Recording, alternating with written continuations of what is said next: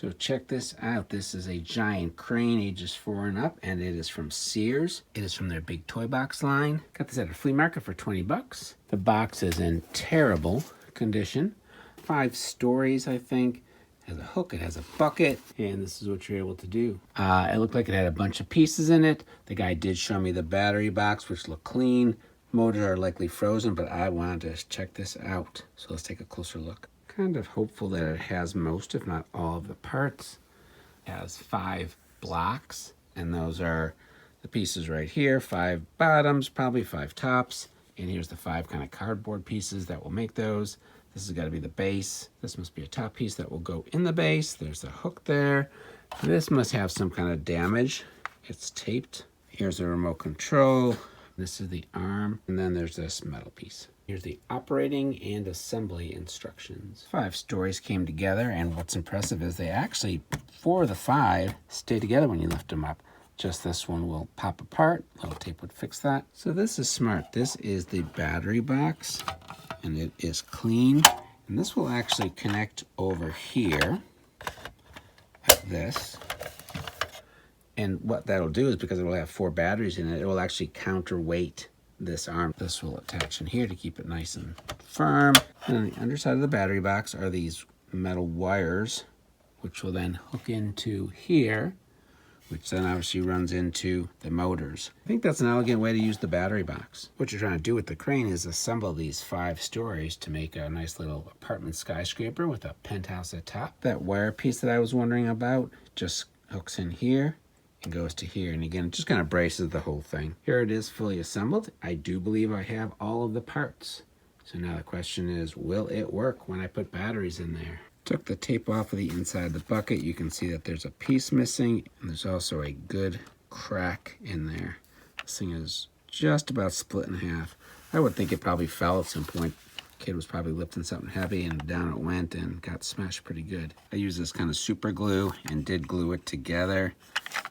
It is together.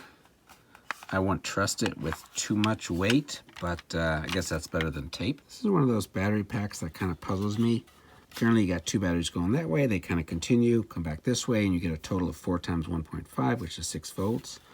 But they're all going the same way. They are connected here, and they're connected here. I don't know if that just gives you 3 volts. So the battery box is pretty good here. I have the leads on, and you can see I'm getting about 3.13 volts. Question is, when I hook it up, will the motors move? Batteries are in, and I am going to see if I get anything. I do not expect anything. Nothing from that. Oh, there's a little. Okay.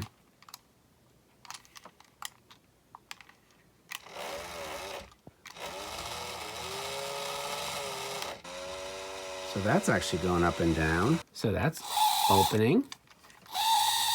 That's closing. We're at 50%. That's not too bad. I want to see if the remote control is working, because that could be the issue. But I was going to have to unscrew it and open it up. And it actually has these handy rivets at the back. I'll use these rivets, as I'll show you in a second, and a meter to test whether the buttons are working. So what I'm going to do is put this on each side and then press the button. And you can see that goes up to 1.92. 1.67, so at least something's getting through there. Over here,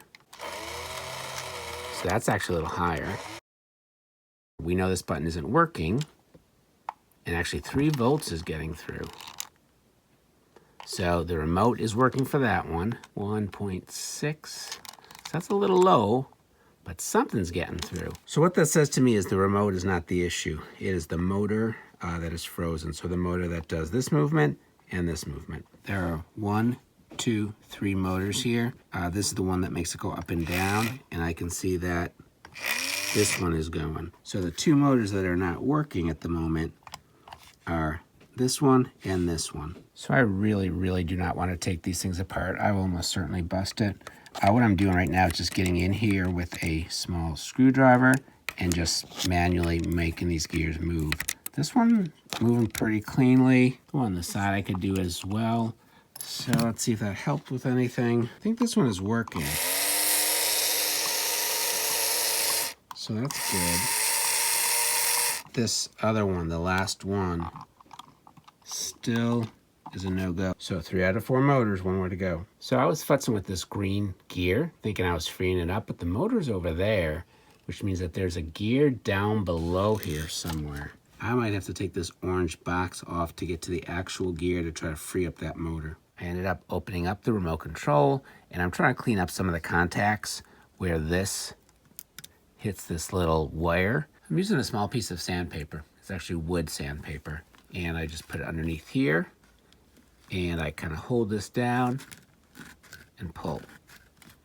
And then I'll flip it, and same thing, hold it down and pull it. And what that's doing is kind of polishing or removing any little bit of buildup from the bottom side of this and from the top side of that metal piece. If there's any residue, that could be decreasing the amount of volts that are getting through to the motor, and I don't want that, so that's the point of trying to clean it up. Partially got that motor working. What I did was, first of all, lubricate with 3-in-1 oil. Put some of that oil underneath here.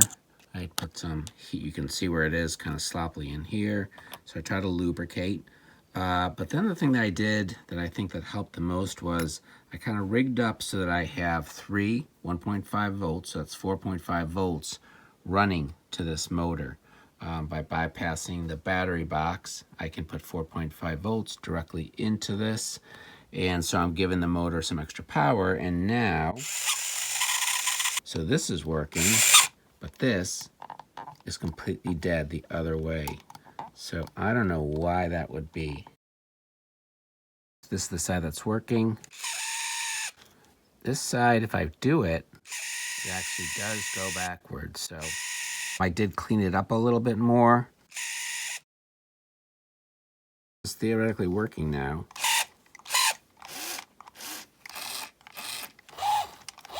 Now let's see if I actually reassemble it, if it's working. Now is the moment of truth. This is working in theory. The question is, does it work in real life? So we'll do the open and close claw first. That opens, that closes. We'll do the up and down with the chain, even though the chain is twisted. I have to untwist that, but that's working. The back and forth. That's working. And now, does this turn? Noisy, but it's turning. Thumbs up. I think it's working. Could be probably better, but that's pretty good. Trying to quiet down the motor that moves that, which is this motor. I put a drop of 3-in-1 right here.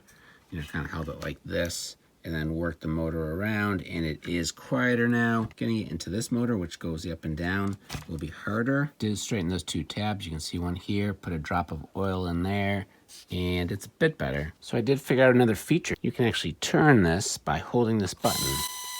So you can see the yellow is slowly turning. If you hold this, it opens, and then if you keep doing it, it closes. But that's awesome. That's an extra control feature. So the question is, can I actually use this to assemble that 5-story building? I've placed these stories, as they're called, in different places, and I'm going to actually try to assemble them using only the crane to do so. I'm going to try to pick up this and I guess put it on here. Down.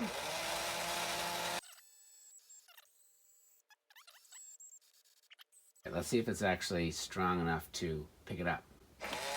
Oh my god.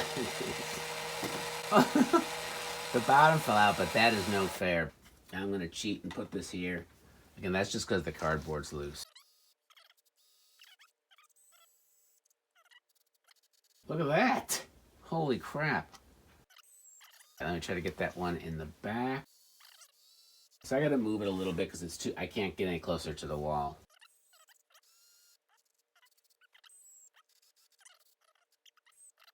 I am loving this thing.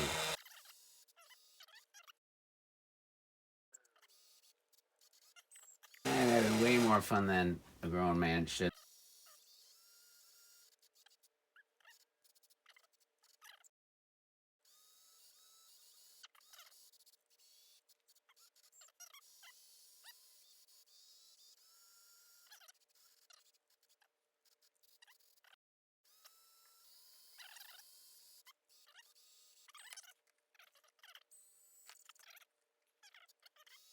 And down.